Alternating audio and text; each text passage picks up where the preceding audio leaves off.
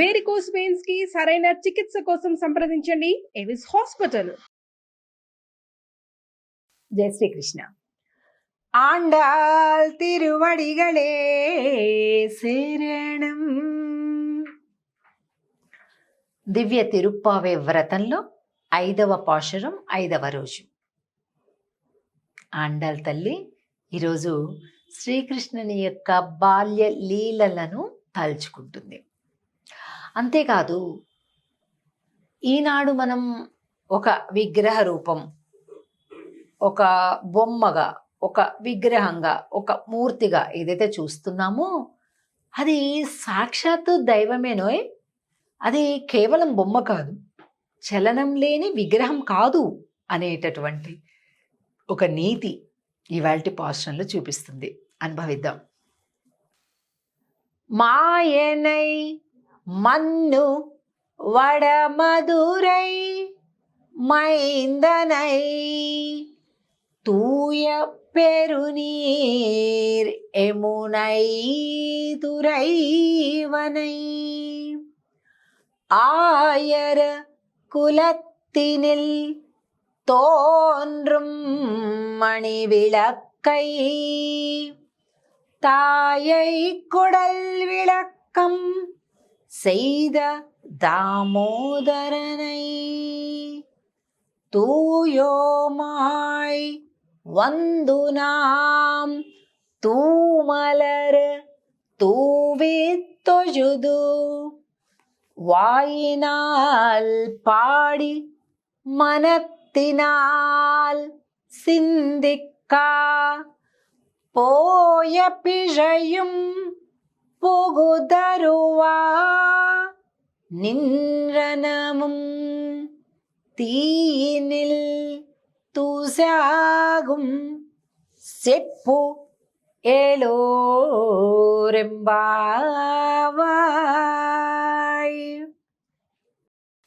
మాయనై మన్నువడ మధురై మైందనై. ఎప్పుడు చూడు ఆ అద్భుతమైనటువంటి ఆశ్చర్యకరమైనటువంటి పనులు చేసేటటువంటి ఆ కృష్ణుడు నాడు చూశారు. ఎక్కడుంటాడు అనుకున్నారు? అగో ఆ యమునా నది ఒడ్డులో అటు ఇటు తిరుగుతుంటాట.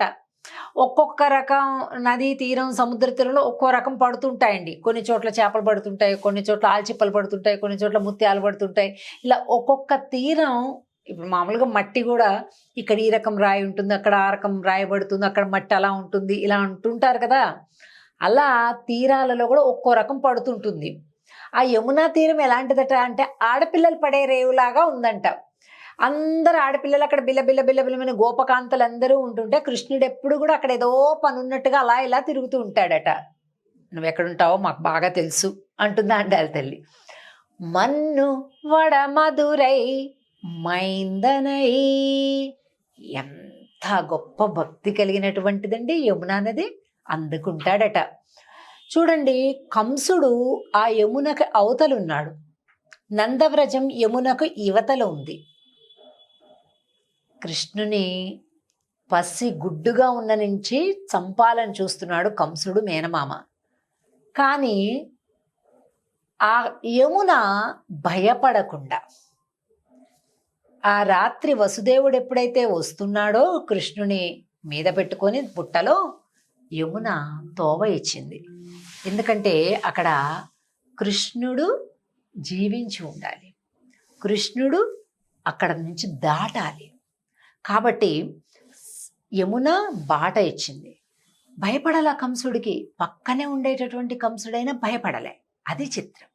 అందుకే శ్రీకృష్ణుడికి అంత ప్రేమనట యమునమ్మంటే.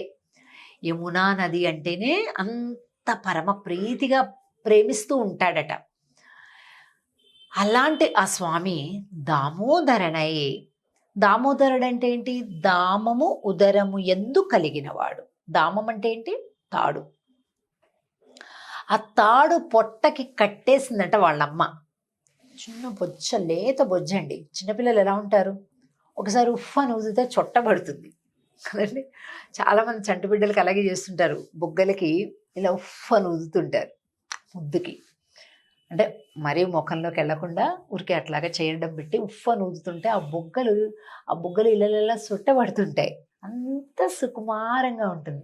కొద్దిగా ఇట్లా ప్లంపీగా ఉంటే ఇంకా వేరే భాగంలో కూడా పొట్ట దగ్గర కూడా ఎక్కడన్నా సరే గట్టి గుర్తే చాలు ఇట్లా లోపలికి ఇట్లా సొట్టబోతుంటుంది.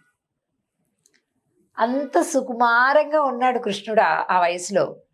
అలాంటి సమయంలో యశోదమ్మ అసలు నువ్వు ఆగడం లేదు అని అంటూ ఆయన పొట్టకి ఏం కట్టింది? తాడు కట్టింది. ఏం తాడు? తాడు టకా టకా తెచ్చేసింది. అక్కడ రోలు ఉంది సరే అని చెప్పేసి అక్కడ రోలుకు ఒకటి వేసింది, స్వామి పొట్టకొకటి వంచేసింది. ఎంత తగ్గిందంట తాడు, ఎంతో తగ్గిందంతే, ఎక్కువ కాదు. అరే ఇట్లా తగ్గుతుందా అనుకొని అటు ఇటు చూసింది. అంతా గొల్లవాళ్ళు కదండి, మజ్జిగ చిలికి చిలికి నెయ్యి కోసం వెన్న కోసం చిలికి చిలికి ఉండి తీసి పారేసిన తాళ్ళు ఉంటాయి కదా, కవ్వానికి పెడతాం కదా తాళ్ళు, అవన్నీ అలా ఒక మూల కనిపించాయట. ఇంతే కదా తగ్గింది అనుకొని పరిగెట్టుకుంటూ వెళ్ళి ఆ తాడు తీసుకొచ్చి దానికి దీనికి జాయింట్ వేసి మళ్ళీ కట్టిందంట. ఆమెకి కోపం వస్తుంది, బాగా అల్లరి ఎక్కువైపోయిందని. కడితే మళ్ళీ ఇంత తక్కువైందట. కదిలావో చూడు ఏం చేస్తాను అని మళ్ళీ ఆయన ఒకసారి బెదిరించేసి మళ్ళా పరిగెట్టిందట. మళ్ళీ ఒక తాడు ముక్క తెచ్చిందట, మళ్ళీ కట్టిందట. మళ్ళీ చేస్తుంటే మళ్ళీ జాన తగ్గిందట. ఏమండి, ఒక తాడు కడితే కనీసం తగ్గాలిగా కొంత దూరం. ఆమె ఎన్ని తాళ్ళు కట్టినా ఎప్పుడు జాన తక్కువైపోతుందట. మధుర కవి ఆళ్వార్లు చాలా ప్రీతిగా దీన్ని తలుచుకొని కణ్ణినున్ సిరుత్తాంబని ఒక గ్రంథమే చెప్పేశారు.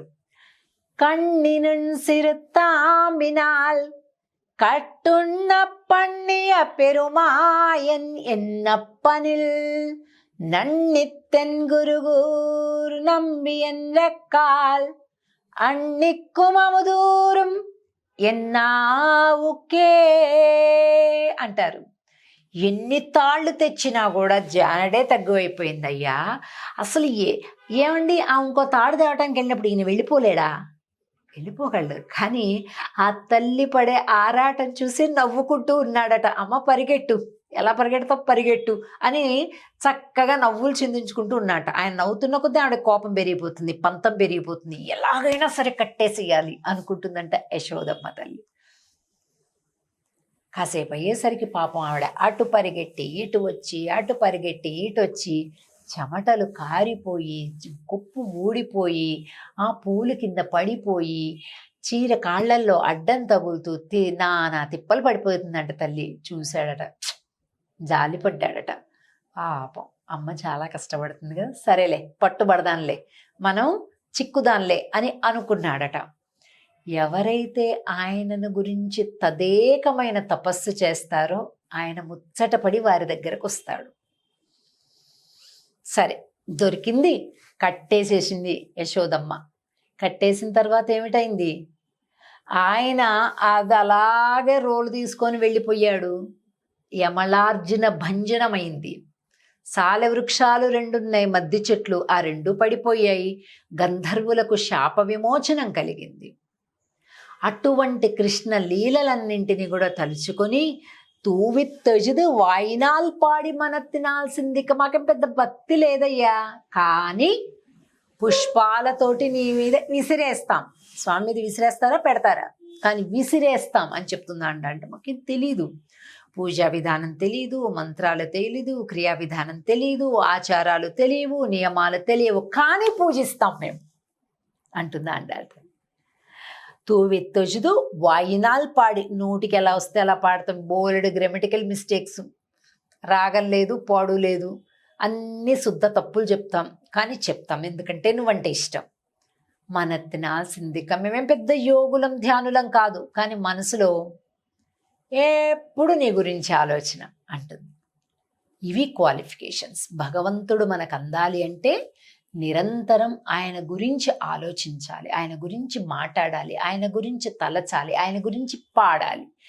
చాలు, ఆయన వచ్చేస్తాడు. నువ్వు ఎలా చేసావన్నది కాదు ముఖ్యం, ఆయన తలుచుకుంటూ చేసావా లేదా, సమర్పణ ఆయన యందు ఉందా లేదా, అదే ప్రధానమైనటువంటిది.